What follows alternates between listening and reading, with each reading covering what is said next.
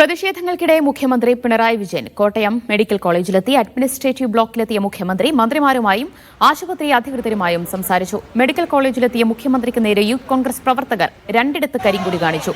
ആരോഗ്യമന്ത്രിക്കെതിരെ നരഹത്യയ്ക്ക് കേസെടുക്കണമെന്ന് youth Congress ആവശ്യപ്പെട്ടു. മരിച്ച ബിന്ദുവിന്റെ മൃതദേഹം പോസ്റ്റ്മോർട്ടത്തിന് ശേഷം വൈകിട്ട് ബന്ധുക്കൾക്ക് വിട്ടു നൽകും. ബിന്ദുവിന്റെ സംസ്കാര ചടങ്ങുകളിൽ പങ്കെടുക്കാൻ വേണ്ടി മകൾ നവമിക്ക് ഡിസ്ചാർജ് അനുവദിച്ചു. കോട്ടയത്ത് നിന്ന് ജോസി ബാബു, തിരുവനന്തപുരത്ത് നിന്ന് സിജോ ജോൺ ചേരുന്നു.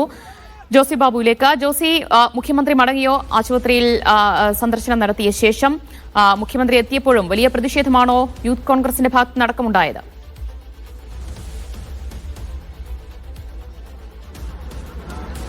ദിവ്യ, അപകട സ്ഥലത്ത് മുഖ്യമന്ത്രി എത്തി 10 മിനിറ്റോളം കോട്ടയം മെഡിക്കൽ കോളേജ് ക്യാമ്പസിൽ ചെലവഴിച്ചു.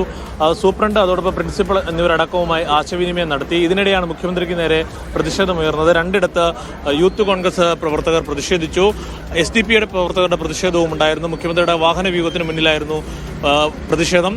മുഖ്യമന്ത്രി ഈ വിഷയത്തിൽ പ്രത്യേകിച്ചും ആരോഗ്യമന്ത്രിയുടെയും അതോടൊപ്പം തന്നെ മന്ത്രി VN വാസവന്റെ അടക്കം പ്രതികരണങ്ങളിൽ ഇടപെടൽ നടത്തി അവരുടെ രാജി എഴുതി വാങ്ങണമെന്നുള്ള ആവശ്യം ഉയർത്തിക്കൊണ്ടായിരുന്നു പ്രതിഷേധം നടന്നത്. എന്തായാലും ഇപ്പോൾ കോട്ടയം മെഡിക്കൽ കോളേജ് മോർച്ചറിയുടെ മുന്നിലാണ് ഞാനിപ്പോൾ നിൽക്കുന്നത്. ഇവിടെ അല്പസമയത്തിനകം മൃതദേഹം പോസ്റ്റ്മോർട്ടം നടപടികൾക്ക് ശേഷം ബിന്ദുവിന്റെ മൃതദേഹം ബന്ധുക്കൾക്ക് വിട്ടുകൊടുക്കും.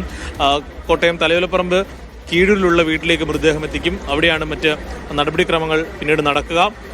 ബിന്ദുവിൻ്റെ മകൾ നവമിയുടെ ഡിസ്ചാർജ് താൽക്കാലം അനുവദിച്ചിട്ടുണ്ട്.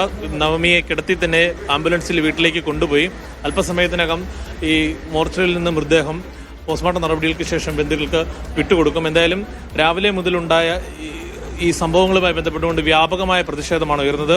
യൂത്ത് ലീഗിന്റെ നേതൃത്വത്തിലും പ്രതിഷേധം നടന്നു. അല്പം മുമ്പ് BJP പ്രവർത്തകരും മെഡിക്കൽ കോളേജ് ക്യാമ്പസിൽ പ്രതിഷേധിച്ചു.